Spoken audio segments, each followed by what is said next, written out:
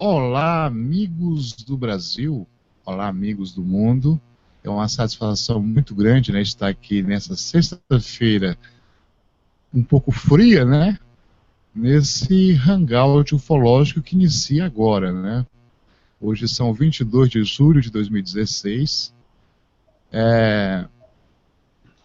O tema hoje será sobre o caso Crixás, né, um caso assim muito interessante da ufologia brasileira, que o meu amigo Valmir Pinheiro da Costa estará contando de uma forma bem explicada e trará novas informações nesse caso que tem que ficar registrado, né?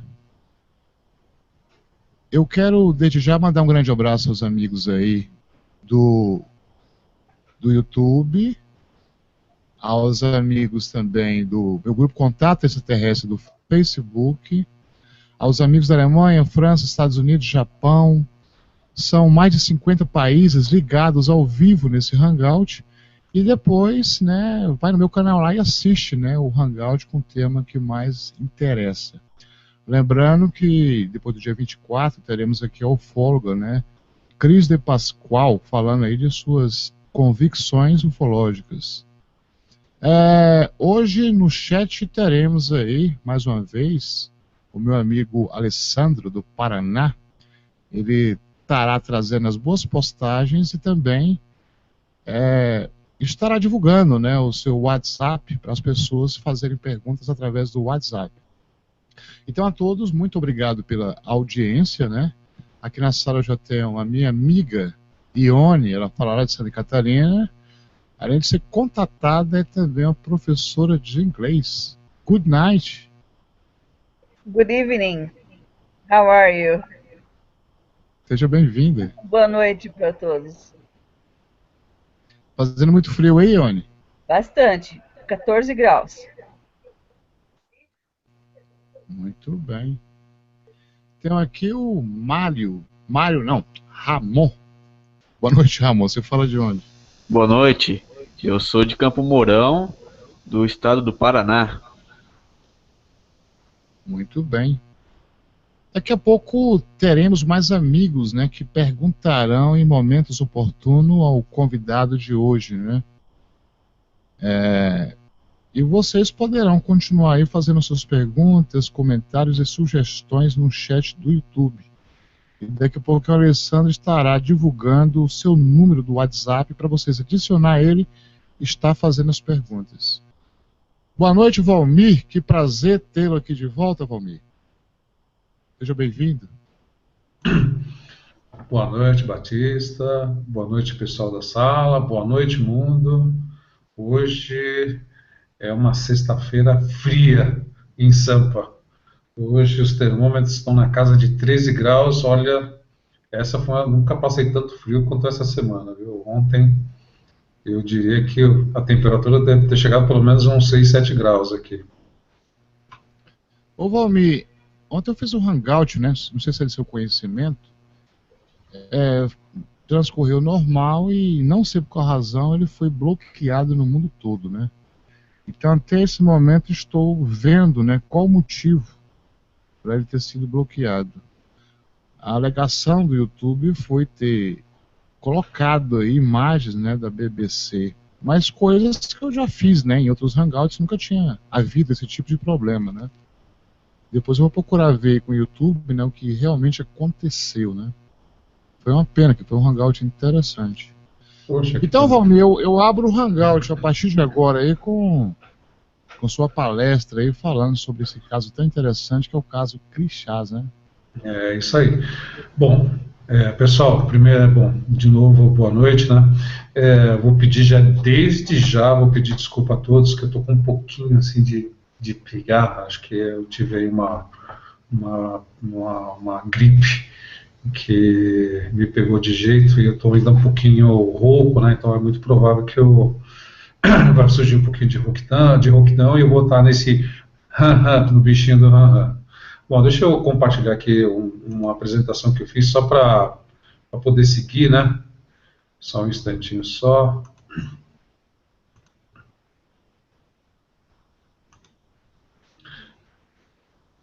Bom, Batista, como é de costume, deixa eu voltar aqui. Consegue ver minha apresentação? Perfeitamente, Valmir. Bom, muito bem. Bom, pessoal, hoje eu vou falar um pouquinho a respeito desse caso Crixás. É um caso que ocorreu na década de 60, já no finalzinho da década de 60, já foi no ano de 1967, esse caso ocorreu em Goiás. Ele foi documentado primeiramente por um grupo de ufólogos lá do Rio Grande do Sul, né? E o nível de documentação que a gente tem, esse caso, ele, apesar de interessante, ele não foi tão bem documentado como alguns outros, né, que estão por aí disponíveis, né, que fazem parte aqui da nossa casuística nacional aqui a respeito do tema dos discos voadores. Mas esse caso tem algumas curiosidades, né? E é justamente sobre essas curiosidades que eu vou falar. Eu vou falar um pouquinho sobre o caso. O tema tem muitos sites, né? Contando essa história, basicamente a mesma história, né? Com algumas variações entre um site e outro, né? Mas eu vou falar um pouquinho a respeito desse caso e depois no final a gente vai bater um papinho. Nós vamos conversar um pouquinho a respeito das curiosidades, né? Quais são digamos o seguinte, quais são as contribuições, né, que esse caso traz para a gente no dia de hoje, né? Bom, no meu tema aqui, eu disse o seguinte: caso Crixás, quando não somos capazes de lidar com o desconhecido. Então, esse aqui é o tema da minha apresentação. Bom, quando que esse caso ocorreu? Ele ocorreu no dia 13 de agosto de 1967, ele ocorreu na Fazenda Santa Maria. Essa Fazenda Santa Maria, ela fica entre os municípios de Pilar de Goiás e Crixás, no estado de Goiás. Eu estava fazendo uma pequena pesquisa de validação, né, porque é o tipo do caso que a gente sempre tenta buscar testemunhas. Eu estava atrás de algumas informações adicionais, mas eu tive muita dificuldade para buscar pessoas hoje, né, principalmente os filhos da pessoa que é o Inácio, né, da pessoa em questão que foi a vítima não diria vítima, né, mas o protagonista, né, nesse caso em específico, né. A curiosidade aqui, logo de cara, é que esse 13 de agosto era um domingo, era Dia dos Pais, né. Isso foi a primeira curiosidade que eu vi, né, que eu estava checando os calendários para saber o que não estava. A primeira curiosidade foi, quando foi que aconteceu isso? Que dia da semana era 13 de agosto? E esse dia 13 de agosto foi num domingo, e curiosamente esse domingo era Dia dos Pais. Bom, o incidente envolveu um capataz de fazenda, e o nome desse cara era Inácio de Souza. Na época ele tinha 41 anos, e ele era casado com uma mulher chamada Maria de Souza. O Inácio, ele vivia nessa fazenda já há cerca de... Ele foi morar nessa fazenda já no ano de 1961, então, digamos, 61, 67, já faziam 6 anos que ele estava morando nessa fazenda. Eu coloquei aqui uma foto, né, da entrada da cidade de Crixás, mas, na verdade, a fazenda mesmo, ela ficava nesse caminho entre a cidade de Crixás, né, e de Pilar de Goiás, num trecho aqui que até hoje eu não consegui identificar exatamente onde fica essa fazenda. Bom, vamos falar um pouquinho a respeito do incidente. Bom, o incidente começou da seguinte forma. Então, o incidente foi nesse domingo, era 16 horas da tarde, né, ainda era dia, né, e o Inácio e a esposa dele estavam retornando da cidade, né, eles estavam chegando na fazenda, quando eles avistaram um objeto estranho, uma forma de uma bacia invertida, pousado no campo de pouso particular da fazenda. Uma coisa interessante é que quando ele viu esse objeto no primeiro momento, a primeira coisa que ele pensou foi o seguinte, né? O patrão dele era um cara muito conhecido, um cara rico, conhecido como Biraci de Moraes, e esse cara, às vezes, ele permitia que que o exército fizesse algum tipo de manobra, algum tipo de... um termo correto para isso, mas enfim, de vez em quando apareciam alguns veículos do exército e de alguma forma eles estavam fazendo algum tipo de teste, algum tipo de manobra e tal, e esses veículos estavam nessa fazenda Santa Maria. Então, no primeiro momento, ele achou que aquilo fosse um veículo do exército. E aí ele nesse momento, ele não deu muita atenção, porém ele se deu conta que ao redor desse objeto tinham 3 crianças, o que pareciam ser 3 crianças nuas, na frente do objeto. E aí ele resolveu, bom, deixa eu ir até o local para ver o que estava acontecendo. Um fato curioso aqui é que quando ele viu essas 3 crianças nuas, ele se sentiu meio ofendido.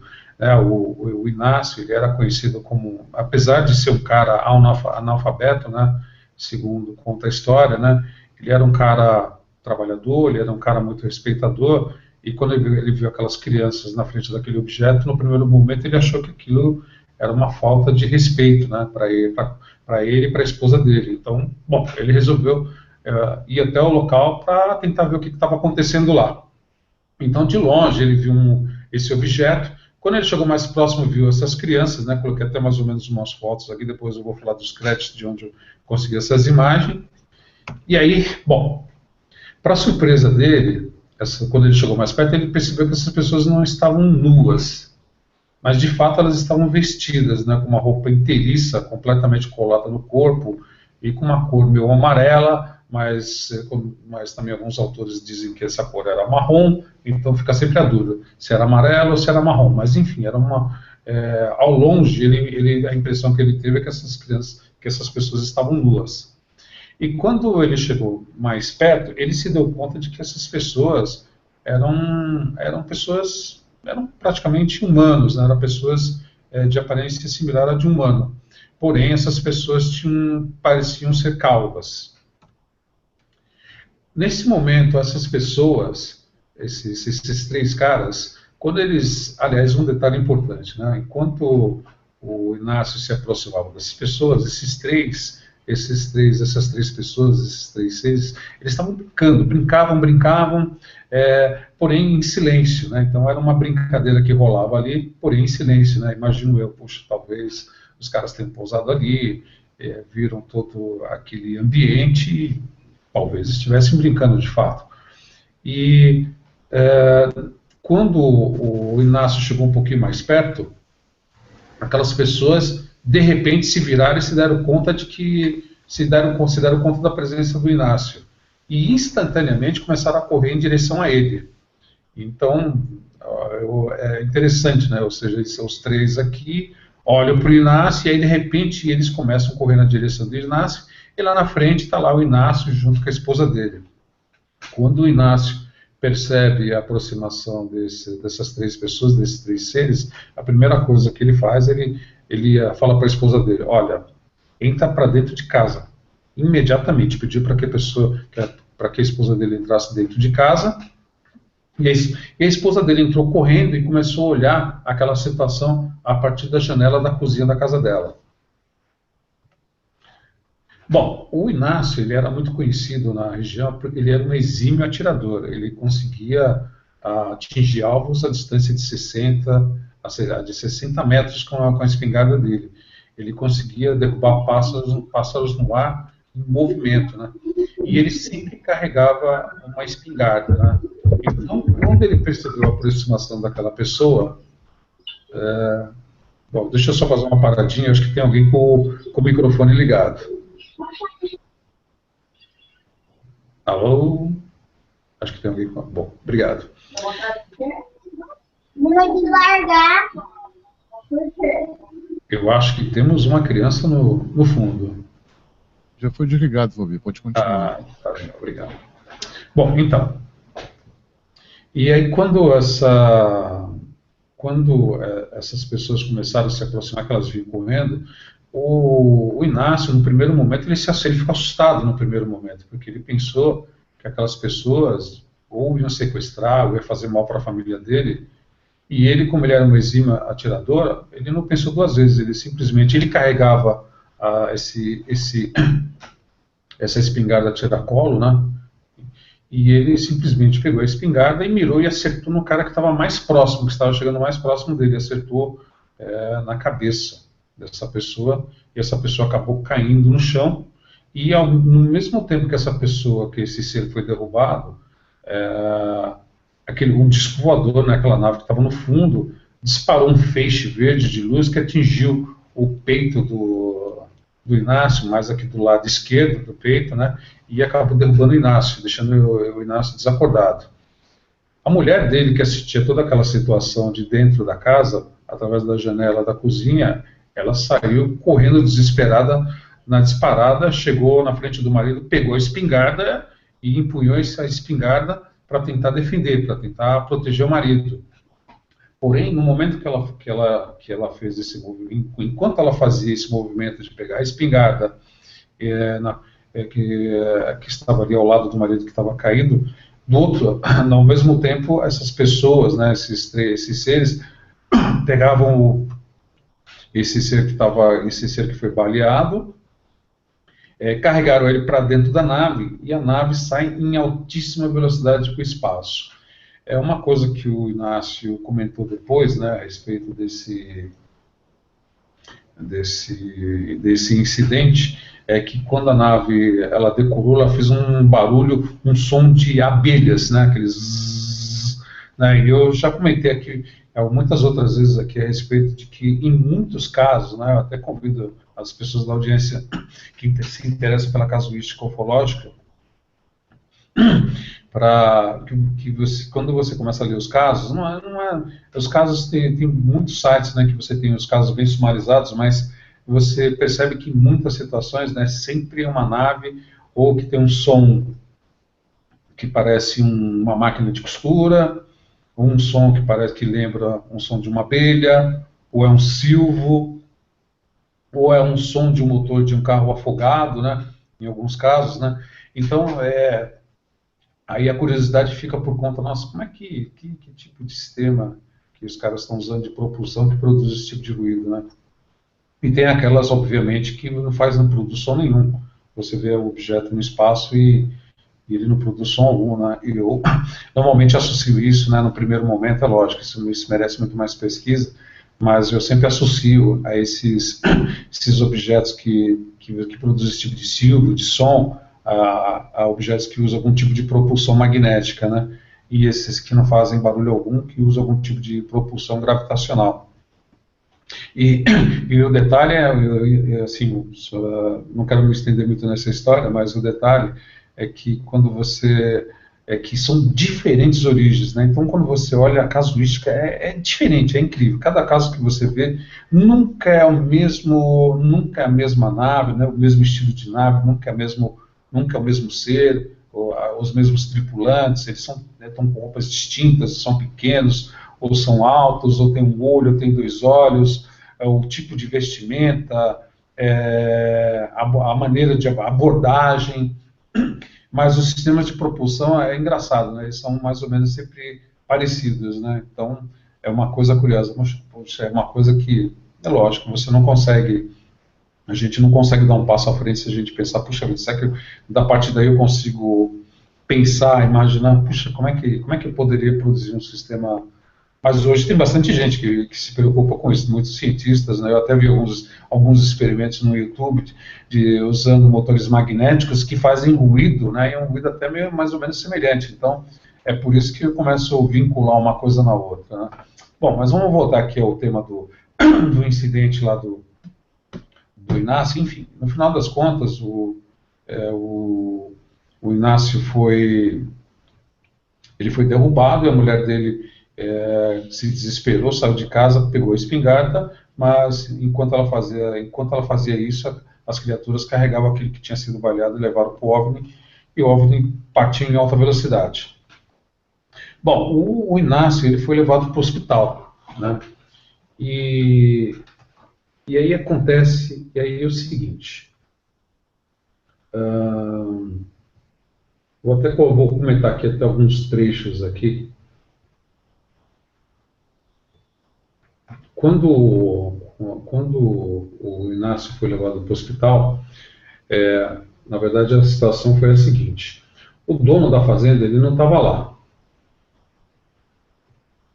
E acho que o dono da fazenda, ele chegou mais ou menos 3 dias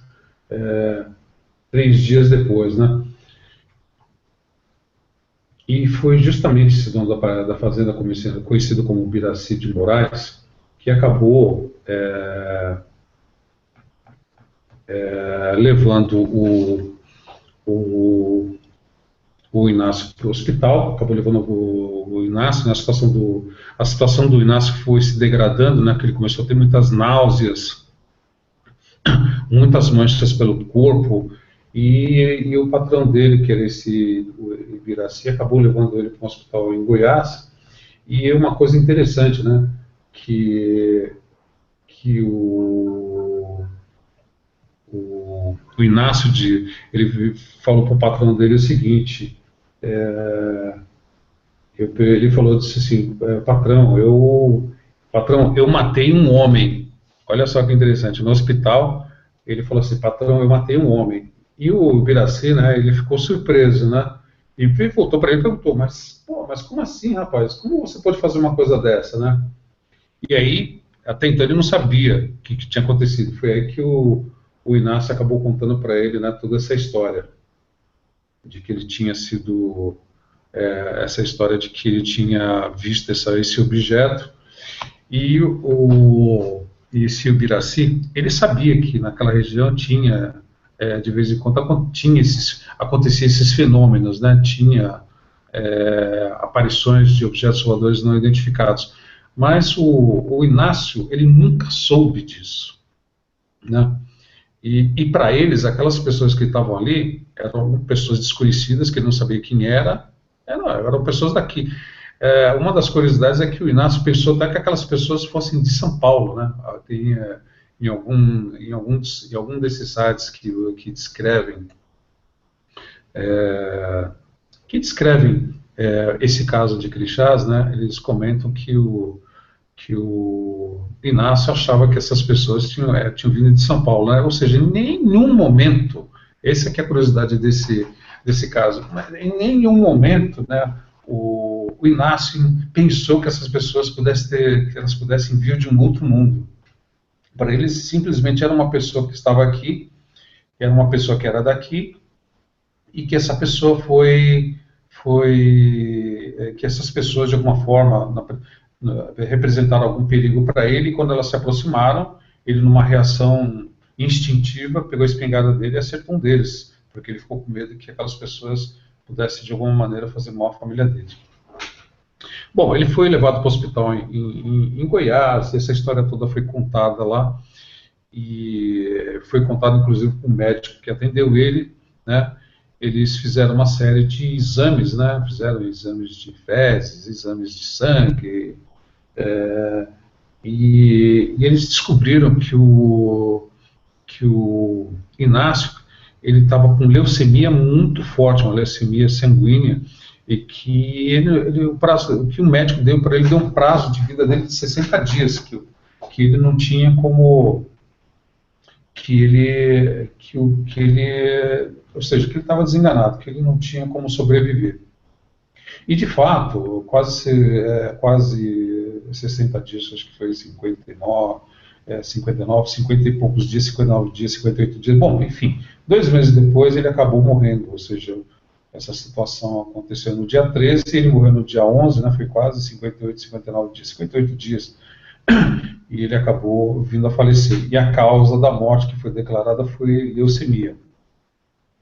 E durante esse tempo em que o Inácio, em que ele estava doente, né, ele recomendou a esposa dele em várias ocasiões para que, se por acaso acontecesse alguma coisa com ele, para que a esposa dele queimasse todas as coisas dele, incluindo o colchão onde dormiam.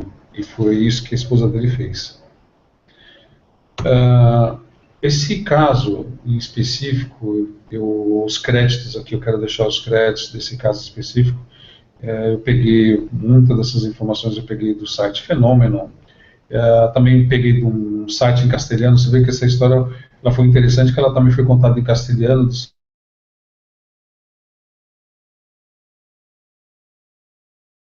O homem que pesquisou isso foi o pessoal do Grupo Gaúcho de Investigação de Objetos Aéreos Não Identificados aqui. Eu quero deixar o crédito para esse pessoal, principalmente na pessoa do Felipe Machado Carrion, que era o presidente, um ufólogo muito conhecido aqui no Brasil. Ele faleceu já falecido já há um bom tempo atrás, e esse cara tem pelo menos 2 livros aí sobre o tema dos objetos voadores não identificados, né? E ele era um cara respeitável pelo nível, né, de precisão, pela cuidade com que ele pesquisava esses casos, né? Tem referências dele que ele pesquisou mais de 300 casos, e mesmo quando ele construiu os livros dele, ele usou como ponto de referência mais de 4.000 casos pesquisados, né? Bom, foi uma narração simples do caso Krishna. Mas qual que é a ideia aqui da discussão aqui do... Deixa eu tentar parar de ocultar. Só um instantinho só.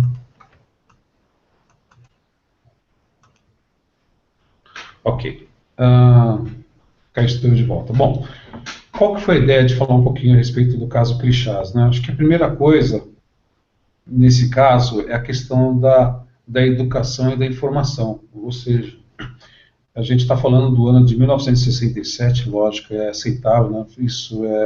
Nós estamos falando de quase 50 anos atrás, ou seja, no ano que vem, o caso Krishna, em agosto do ano que vem, vai completar 50 anos de vida, né? Então hoje estamos falando de 49 anos de vida. Mas acho que a primeira coisa que me chama a atenção nesse caso é a questão da falta de informação, da questão da educação, ou seja, o Inácio, para ele não viu aquilo como pessoas vindas de um outro mundo, ele não viu aquele objeto como objeto vindo de outro mundo. Na cabeça dele, no primeiro momento, ele achou que aquilo fosse um veículo militar, e que as pessoas que ali estavam assustaram ele de tal modo, e a maneira como essas pessoas, e a abordagem, a maneira como essas pessoas tentaram abordar o Inácio, deixou ele em pânico, a ponto de ele pegar a espingarda dele e atirar em uma dessas pessoas, né?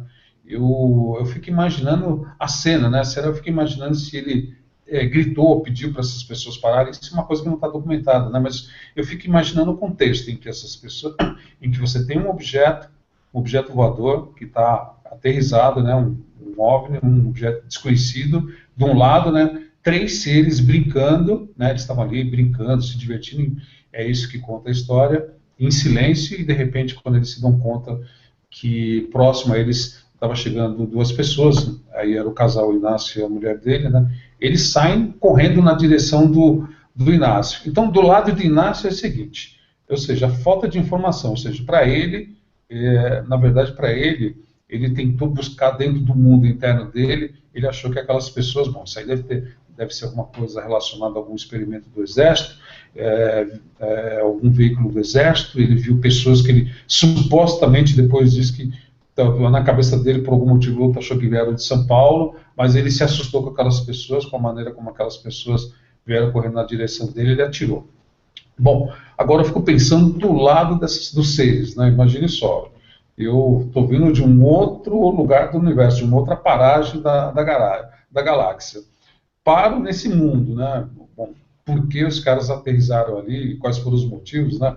Isso é que a gente pode especular. Puxa, será que eu pousei porque, puxa, esse lugar é lindo, maravilhoso, nossa, que bonito, vou brincar um pouquinho por aqui, ou, sei lá, vou descer aqui porque eu vou pesquisar, isso é muito comum. Quando você olha na casuística ufológica, tem muitos pousos registrados em que esses tripulantes, eles estão lá fazendo algum tipo de pesquisa na região, por exemplo, coletando material de solo, coletando plantas, ou mesmo animais silvestres, né?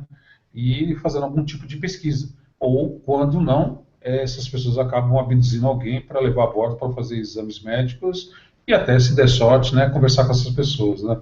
Não foi o caso dessas pessoas, eles estavam ali simplesmente brincando, e foram correndo na direção do Inácio. Então, eu acho que eu fico pensando o seguinte, né?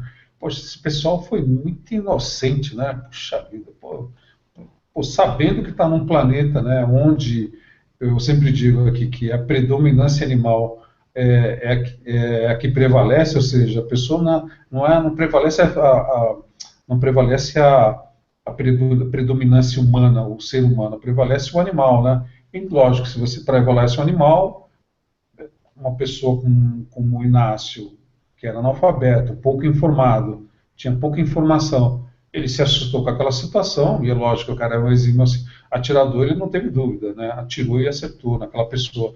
Então ficou pensando o seguinte, aquelas 3 pessoas no primeiro momento, puxa, que bacana, olha, tem 2 pessoas ali, vamos conversar com eles, né? Quem sabe a gente bate um papo, né?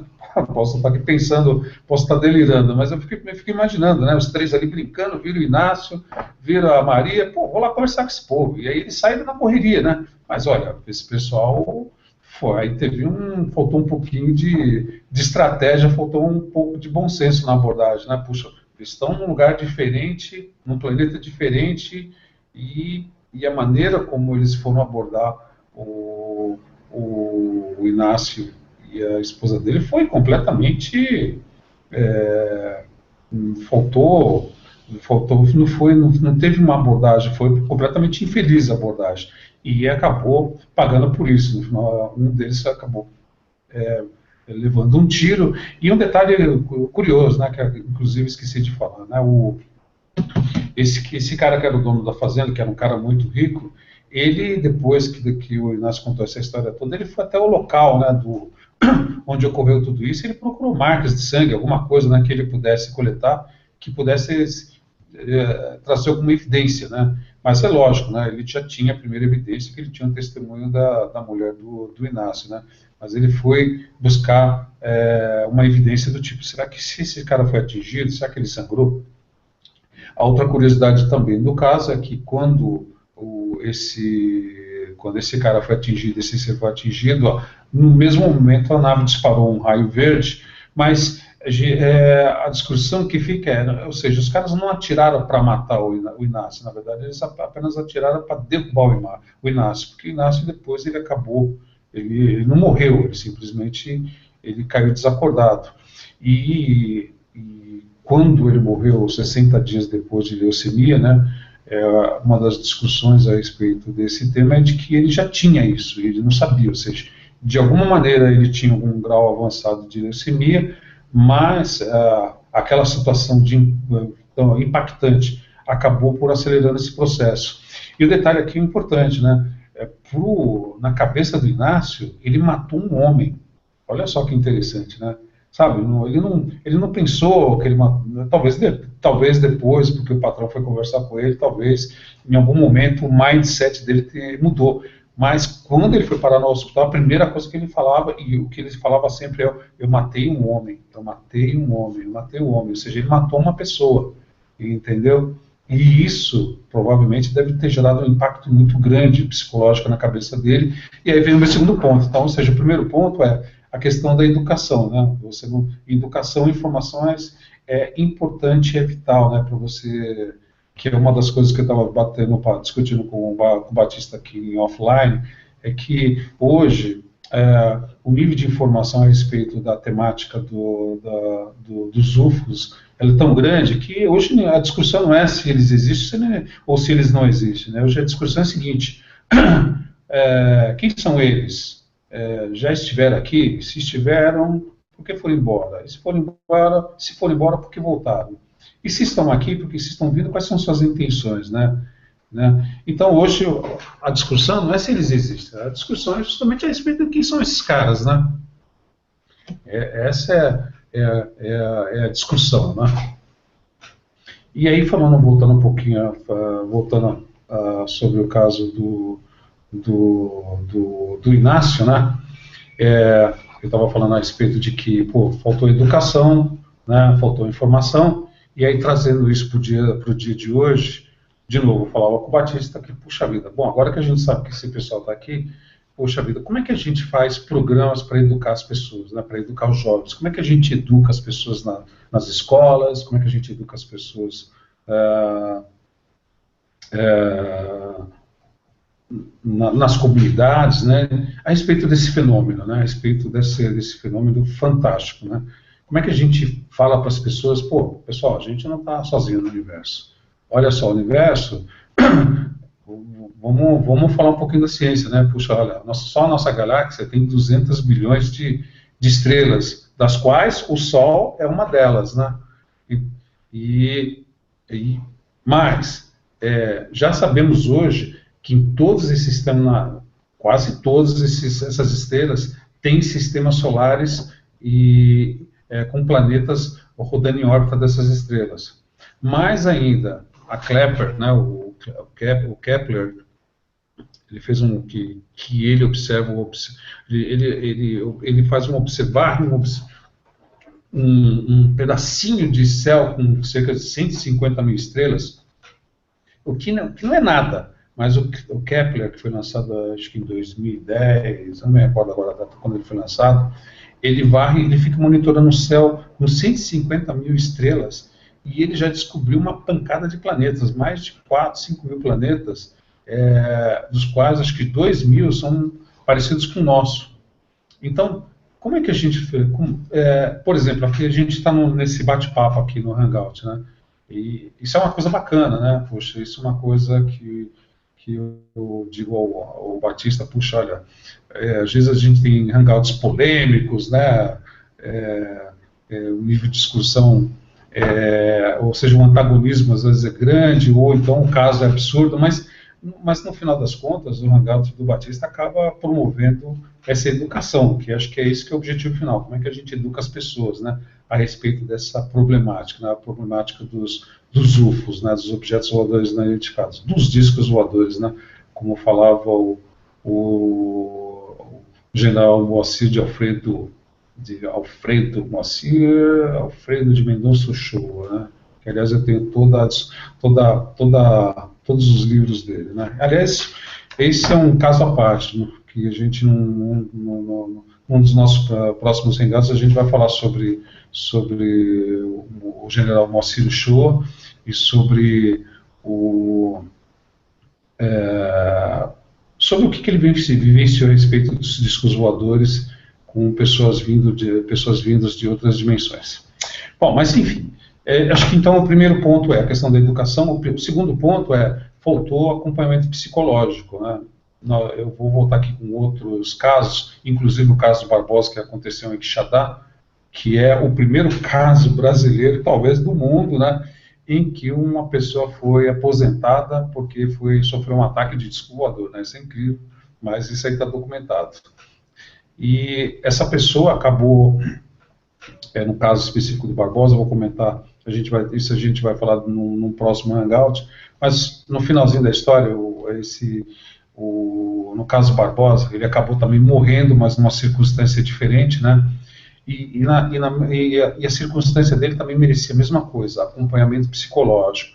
Então, primeiro, educação, informação, programas para a gente educar as pessoas, e depois, como é que a gente engaja profissionais, né, que vão cuidar dessas pessoas que, de alguma maneira ou outra, acabam ficando frente a frente, né, com os voadores e com os tripulantes que estão nessas naves. E é lógico, muito mais do que isso, né, esse tripulante, né, essas pessoas que estão a bordo dessas naves, eles trazem junto consigo, né, todo um impacto cultural e tecnológico, né, e para a pessoa que está ali é um impacto, o impacto é muito grande, né. Então como é que a gente cuida dessas pessoas, né? Tem um trabalho muito interessante que um cara um psiquiatra americano chamado John Mack, se não me engano, ele tem alguns livros lançados, né? É justamente sobre essa temática das abduções, né? E de como é que você acompanha essas pessoas, né? Ele tinha um foco muito específico, né? Mas no fundo a gente não tem um programa, puxa vida, como é que eu cuido dessas pessoas, né? Então, acho que é o ponto número 2, né? Que é relativo à questão do caso Crixás, né?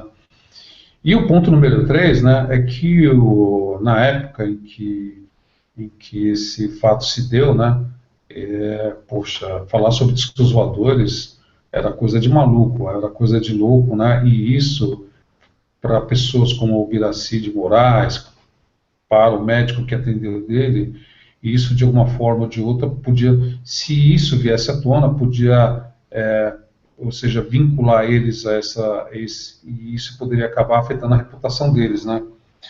E isso é interessante, né, que com o passar dos anos, à medida que o nível de educação, o nível de informação a respeito da problemática dos UFOs, né, que isso foi se intensificando e que mais e mais pessoas foram cada vez mais se familiarizando com o tema e foram surgindo muitos bons pesquisadores, e hoje esse é um tema mundial, né? Esse é um tema aqui no Brasil a gente ainda leva de maneira muito tupiniquim, né? Mas para quem pelo menos consegue ler inglês e entender inglês, o nível de informação, se você entra nos sites americanos, o nível de discussão, o nível de informação a respeito da discussão sobre os discos voadores, das pessoas que pilotam esses discos voadores, é muito grande, o nível é muito alto, né? Hoje mesmo, nas Nações Unidas, você tem fóruns que já discutem puxa vida, como é que eu me relaciono com sociedades mais avançadas, né? Hoje, então, tem uma preocupação a respeito disso. Mas, enfim, eu vou finalizar um pouquinho, vou finalizar minha fala aqui a respeito do caso Crixás. Eu vou abrir aqui a sala para a gente bater um papo, então acho que a ideia aqui é a gente fazer um bate-bola, né, a respeito do caso Crixás, né, e o que a gente aprende dessa história toda, né, quais são as curiosidades. Eu estou passando a palavra para o Batista, e o Batista comanda a parada. Muito bem, Valmir, parabéns aí pelas suas falas. Sua palestra é nota 1000, meu amigo Valmir. Parabéns. Na sala aqui tem mais uma vez aqui meu amigo Adriano. Ele é homem do direito, trabalha no Tribunal de Justiça lá do Ceará, gosta de ufologia e está aí com a gente, né? Bem-vindo, Adriano. Boa noite. Boa noite, Batista. Mas é um grande prazer estarmos novamente aqui no Hangout Ufológico, né? Indagando esse caso aí muito interessante aí, que é o caso Crixás, né? Que tem como ponto marcante o confronto entre alienígenas e nós humanos aqui. Agora, a gente também pode fazer um paralelo aí também, no caso Crixás, com a própria Operação Prato, né? Que o Valmir falou aí na fala, nosso grande Valmir aí. Boa noite, Valmir aí. Para mim, você é um dos maiores ufólogos do Brasil. Eu quero lhe parabenizar aí pelas falas. Você realmente se apresentou o caso de uma maneira bem detalhada, bem fundamentada. E eu queria até fazer uma pergunta para você em relação ao caso Crixás, né? Ocorreu a Operação Prato, né, que foi na cidade de Colares, e lá a gente via claramente que haviam ataques também às pessoas, né, da região, dos distritos. As pessoas elas ficavam em fogueiras, ao redor de fogueiras, e algumas dentro de casa também eram atacadas por luzes que esses objetos emitiam, né? Qual o paralelo que você faria, Valmir, entre a Operação Prato, que foi um ataque deliberado, eles estavam só em pesquisa, e esse caso Crixás, né? Já que no caso Crixás, como você falou aí, na sua opinião, você acha que os seres da nave apenas estavam se defendendo e não queriam matar o capataz da fazenda, só por questões mais de defesa mesmo, de reagir ao ataque, mas no final ele acabou morrendo, né? Depois de 59 dias, ele faleceu. Então, qual seria a diferença, o paralelo entre o caso Crixás e o que aconteceu em Colares, né? Porque lá foi uma coisa mais ofensiva, foi durante muito tempo, né? Isso aí foi mais eventual, né? O caso Crixás, a nave estava ali talvez coletando alguns recursos naturais ou minerais, observando alguma coisa, e em Colares foi mais um ataque de sondas ou alguma coisa do tipo que aterrorizou os moradores da cidade. O que você diria aí nessa primeira pergunta aí, eu estou fazendo para você que é um grande estudante, um grande ufólogo e estudante do assunto aí. Boa noite. Obrigado aí. Boa noite. Boa noite. Não, essa é uma pergunta muito interessante. Obrigado pela pergunta. Porque, assim, eu vejo situações completamente distintas, né? Por exemplo, o caso do Colares, né? Até pela dimensão, né? Desse caso em particular, eu diria, em primeiro lugar, que o nível de tecnologia envolvida era muito maior do que o tipo de tecnologia, digamos, dos visitantes, né? do que dos visitantes daqui, né? Porque no caso do visitante de lá, não sei se você lembra quando o coronel, acho que o Urandi, né? Eu não me lembro agora, acho que era esse o nome dele, eu não me lembro agora o nome daquele cara da operação daquele coronel do Exército, né, que esteve lá. O RG Holanda, o RG? Exatamente, exatamente. Em que ele mencionava que teve uma noite em que simplesmente um cara cruzou a parede e ele pegou ele por trás e ele foi paralisado. E o cara falou para ele, olha, eu não vou fazer mal a você, entendeu? E a gente está falando de um nível de tecnologia, porque se você começa a estudar a casuística, você percebe que mesmo essas pessoas que têm uma tecnologia muito superior à nossa para alcançar o nosso mundo, mas você começa a comparar as tecnologias, né? Muito engraçado, né? Quando você começa a estudar sobre o tema, né? Puxa vida, você percebe que um cara, eu me lembro de uma situação em que um disco voador estava tentando abduzir uma pessoa usando mãos mecânicas, né? Quando na verdade eu fico imaginando o seguinte, poxa, se o cara usar um raio trator, vai puxar, né? Então, na verdade, eu fico imaginando aquela cena, né? De um braço descendo, tentando pegar o cara se escondia na árvore, né? Esse caso, aliás, depois eu vou recuperar ele, que ele é um caso muito curioso, né? Ou seja, então a primeira coisa que eu vejo é a distância de uma tecnologia da outra. O segundo, né? Na verdade, são coisas completamente distintas, né? No caso Crixás, né? Eram pessoas que desceram ali por algum motivo. Puxa vida, esse é um lugar bacana, legal, não sei, eu começo a imaginar, estou tentando estabelecer um mindset, estou tentando me colocar dentro dessas pessoas que pousaram ali e começaram, tipo, brincar, estavam brincando ali, né? Puxa, eu me lembro do caso Higgins, que aconteceu no Paraná, que era a mesma coisa, só que eram outros seres, pousaram também 3 caras, ficaram jogando pedra, entendeu? Então, tipo assim, será que o cara estava a passeio, estava a turismo, parou aqui porque precisava fazer alguma coisa, né? Então, ou seja, no caso Crixás, eu vejo uma coisa muito humana, né? Muito, sabe, um lugar comum. Eu me encontro como um humano nessa situação, em que o cara tá, tipo, que nem a gente, eu posso ter um avião particular, um helicóptero particular, pousar num lugar distinto. Eu fico imaginando o seguinte, eu vou pegar como exemplo, né? Imagine você num helicóptero, né? E você pousa num local, dentro de por exemplo, na floresta amazônica, a gente sabe hoje que ainda existem índios que não foram contatados, né? Ou seja, dentro do nosso mundo, o nosso mundo são mundos dentro de um mesmo mundo, ou seja, a gente tem várias civilizações dentro do mesmo mundo, a gente não é uma família coerente, né? A gente são várias famílias, nós somos várias sociedades menos avançadas e sociedades mais avançadas do nosso mundo. É curioso, né? Se a gente fosse fazer um estudo a respeito, né? Como é que seria o impacto da chegada de pessoas vindas de outro mundo? Puxa, a gente não precisa nem ir muito distante, né? Pega o caso dos irmãos Vilas Boas, quando eles tentaram, os sertanistas, né?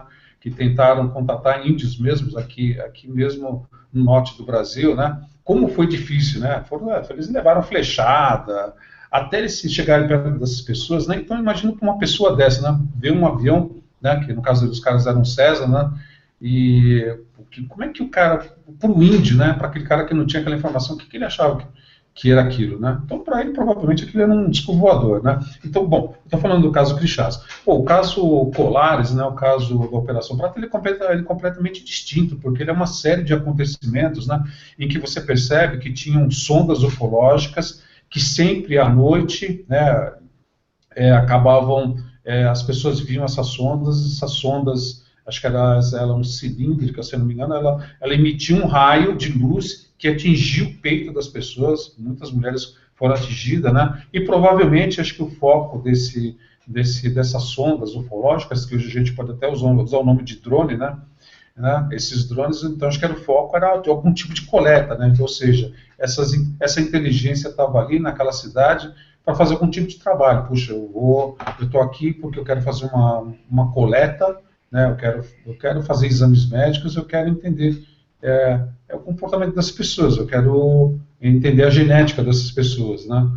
E isso perdurou por dias e dias e dias, né? E a situação chegou a tal ponto, né, como o colega acabou de falar, que o exército brasileiro foi chamado para ir lá, e os caras estiveram lá, fizeram uma série de filmagens que ainda não foram liberadas, né? A Operação Prato é uma operação autêntica, tá lá nos arquivos da Biblioteca Nacional disponível para quem quiser ver. Tem um monte de documentos, inclusive vários croquis descrevendo como é que eram essas naves, né? A única coisa que o pessoal da Comissão Brasileira de Ufólogos não conseguiu ainda é liberar as filmagens, né? Acho que foram feitas em filmes de 35 milímetros, mas eu diria para você que me fez essa pergunta que são casos completamente distintos, né? Não tem uma coisa, a gente não consegue associar uma coisa a outra, mas, aliás, eu diria uma coisa, tem um impacto psicológico, foi aquilo que eu falei no caso do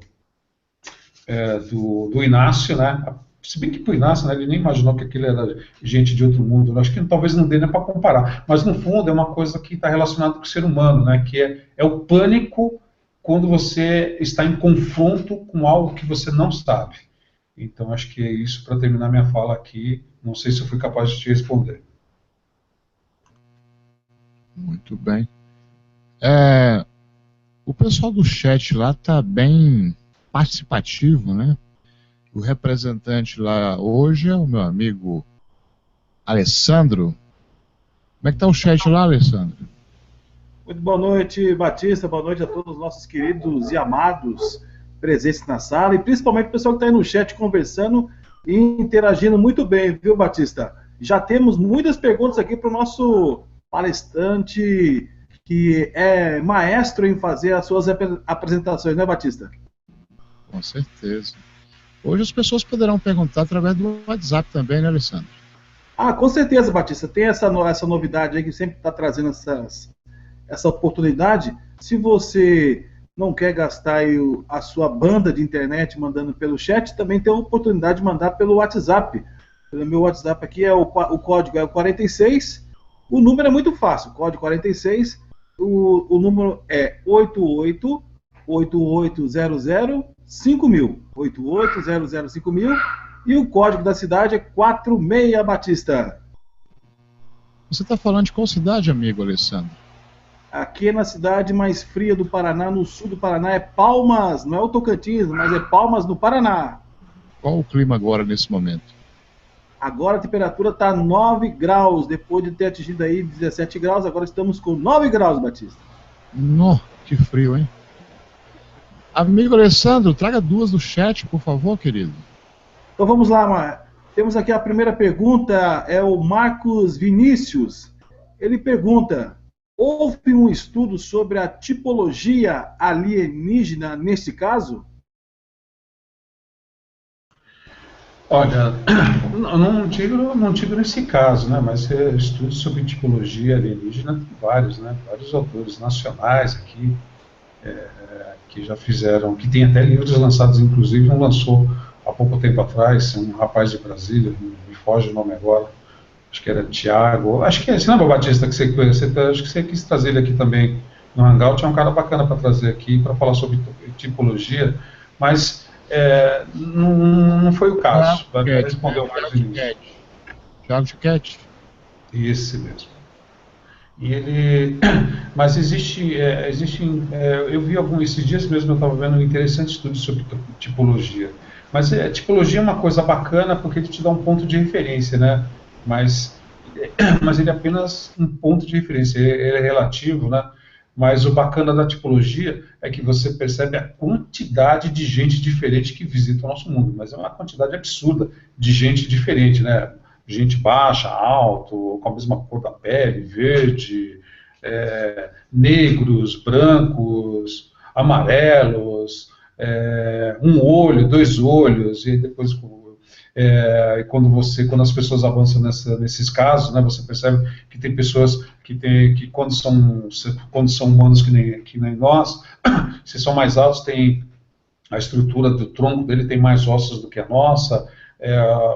Por exemplo, tem dois corações, um coração, por exemplo, toda a parte sanguínea, ou ela é vertical, ou ela é horizontal. Na verdade, é uma quantidade absurda, né, de diferentes tipos, né, diferentes origens, né? Puxa, eu fico pensando o seguinte, olha, se a nossa galáxia, que tem 200 bilhões de estrelas, já se calcula que deve ter cerca de 1 milhão de civilizações, né, pelo menos aí por baixo, né, que deve ter muita gente na nossa galáxia, eu fico imaginando o universo, né? E os vários tipos, né, de tipos, né, eu na verdade vou usar um termo aqui que é meu particular, que eu digo de animais humanos, né? Por exemplo, se eu digo que o ser humano é a inteligência ativa que comanda o universo, né? Ou seja, o ser humano está espalhado por todo o universo. Quando ele se manifesta nessa frequência, né, então depende do mundo, depende da história de cada mundo em particular, o tipo de matéria que foi desenvolvida naquele mundo para suportar aquele ser humano, né? Então você vai aqui mesmo no nosso mundo, né? Você tem olha só que interessante. Eu diria que no nosso mundo é um bom exemplo, né? Que a gente é uma mistureba, né? De várias raças, né? Os negros, os brancos, os amarelos. Aí você vai para os índios, né? Você tem os pigmeus. Eu estava lendo outro dia que na Índia tem uma família em que eles têm 6 dedos, né? Em que todo mundo nasceu com 6 dedos, né? Outro dia no metrô eu peguei eu vi uma pessoa que ela tem uma doença que deforma o rosto, né? Essa doença tem um nome, mas quando eu olhei para aquela pessoa, gente, com todo respeito àquela pessoa, eu pensei que eu estava na frente de um ET, né? Porque o rosto da pessoa era um rosto triangular, e é uma doença, cara, que ela é triste, né? Porque ela deforma completamente a pessoa. E se você vê uma pessoa dessa nessa noite, se essa pessoa colocou um macacão de astronauta, você vai com certeza pensar, esse cara é um ET, entendeu? Então é o seguinte, respondendo para o Marcos Vinícius, Marcos Vinícius, olha, bacana a sua pergunta, olha, Batista, vamos chamar esse rapaz lá de Brasília para a gente fazer um hangout só para discutir tipologia, cara, que isso vale um hangout. Com certeza, Valmir. Alessandro? Vamos lá para a próxima pergunta, amigo Batista. Deixa eu ver aqui que vai dar uma certa reviravolta aí na palestra. Olha só, o Luiz Carlos Antunes, ele pergunta assim, ele pergunta e afirma ao mesmo tempo. Alguém aí já cogitou de pensar exatamente ao contrário do caso proposto? Pensar ao contrário seria dizer o seguinte, esse caso não aconteceu, seria isso? Não, em vez do cidadão ter atirado no ET, e sim o ET ter atirado na pessoa? Então, é por isso que eu digo que logo no início da minha fala eu dizia o seguinte, que isso não é um caso muito bem documentado, entendeu? A gente não tem evidências, a gente não consegue encontrar as testemunhas. Aliás, né, foi muito oportuna a pergunta do Luiz Antunes, é isso, né? Porque eu estava trabalhando há um tempo atrás de um fórum muito conhecido aqui de São Paulo, na verdade ele é um peruano radicado aqui no Brasil, e eu tive a oportunidade de trabalhar com eles lá como investigador. O nome dele é Dr. Julio Acosta, né, que ele comanda o projeto Final Contact, né, projeto de contatos de 5º grau. E a maior preocupação do Julio é justamente o seguinte: quando a gente vai falar sobre um caso, ou seja, a equipe de investigadores dele vai ligar para a cidade, vai tentar localizar as pessoas, vai procurar ir até essa cidade para tentar recuperar os dados da época, né? Então, no caso Crixás, né, esse é um caso que você não tem, a gente na verdade não foi feito nenhum trabalho a posteriori, né? Que acho que é um outro ponto interessante da ufologia que vale a pena, ou seja, a gente tem uma série de casos que ocorreram, estão muito bem documentados desde a década de 20, mas principalmente de uma maneira muito mais profícua, mais frutífera, né? Digamos assim, apareceu muito mais a partir da década de 50, 40, 50 e daí para diante, né?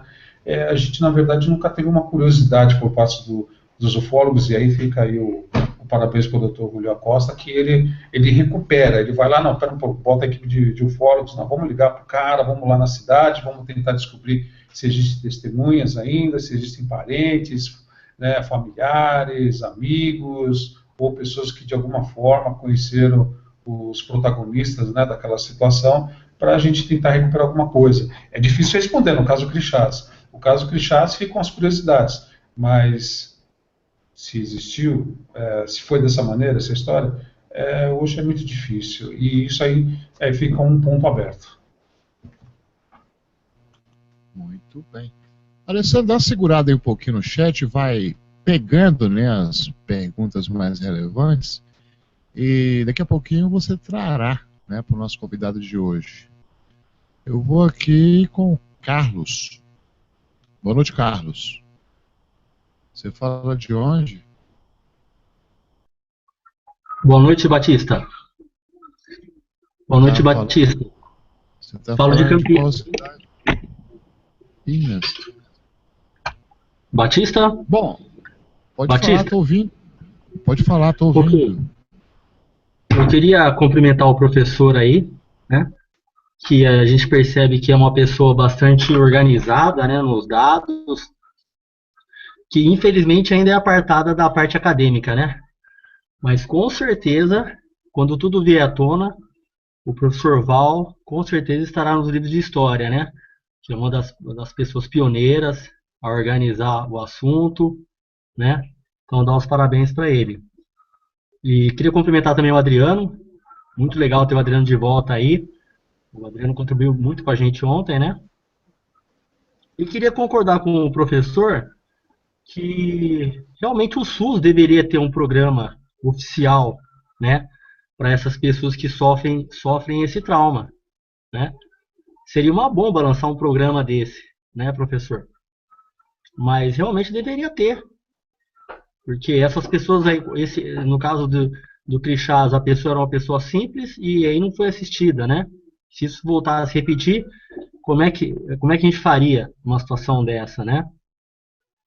E em relação, o professor comentou sobre também que deveria existir um programa nas escolas, né? Para poder começar a preparar as pessoas para esse tipo de contatos, os cuidados que devem ser tomados, né? A parte biológica, médica, né? Eu falei ontem, repito hoje, os portugueses chegaram aqui no Brasil e mataram com os seus vírus, de gripe, etc., 5 milhões de índios.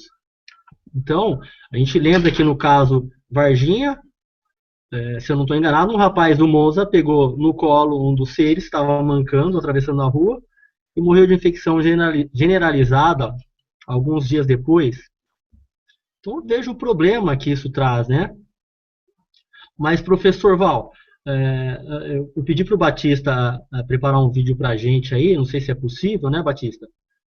Mas sobre o Estado de São Paulo já lançou um programa, o programa ainda é tímido, mas já vai trazer os ETs. Os alunos são convocados a participar de uma guerra entre a Terra e alguns ETs, alguns extraterrestres, para poder participar do programa de recuperação no Estado de São Paulo.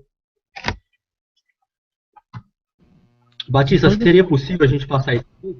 Põe um link aqui no chat interno aqui da gente, que eu vou compartilhar para todos. Interessante isso aí, cara. Bom, deixa eu aproveitar para falar o seguinte, né? Bom, eu fico... Hoje Hollywood é assim, né? Os Estados Unidos, parece que os Estados Unidos é o seguinte, olha, quando os caras estão de mal com os ETs, chega para Hollywood, olha, faz algum filme aí que a gente vai descer o pau nos ETs, vai ser guerra, os ETs são do mal, né? Agora mesmo saiu o Independence Day, né? O número 2, né? E tem épocas que o pessoal, não, puxa, os caras são legais, olha, Hollywood vai e faz filmes em que os caras são legais e que é tudo lindo e maravilhoso, né? O que eu quero dizer é o seguinte, né? De uma forma ou de outra, a própria arte, né? A cinematografia, né? O cinema, né? O cinema acaba educando as pessoas, então não deixa de ser uma maneira de você educar as pessoas, né? Por exemplo, esse hangout que a gente está aqui batendo papo, né? Talvez para muita gente isso parece coisa de maluco, né? Puxa, sexta-feira, nossa senhora, dia 22 de julho, já estamos no meio do ano já, puxa, um monte de gente falando sobre discos voadores. Mas assim, é um processo de educação, né? E quando você falou a respeito, quando você falou a respeito dos portugueses que chegaram aqui no Brasil, dos índios, não é só por eles não, dos espanhóis também, os ingleses também, os holandeses também, entendeu? Então, assim, com os africanos. Então é o seguinte, a gente não precisa ir longe, né? Não precisa sair do nosso mundo para a gente entender como é que são os confrontos culturais e tecnológicos que acompanham uma determinada sociedade, quando ela confronta com uma sociedade menos avançada, menos evoluída. Aqui no nosso mundo, a gente no decorrer da nossa jornada, desde os primórdios da civilização até os dias de hoje, incrível, nós estamos no século XXI e a gente ainda é um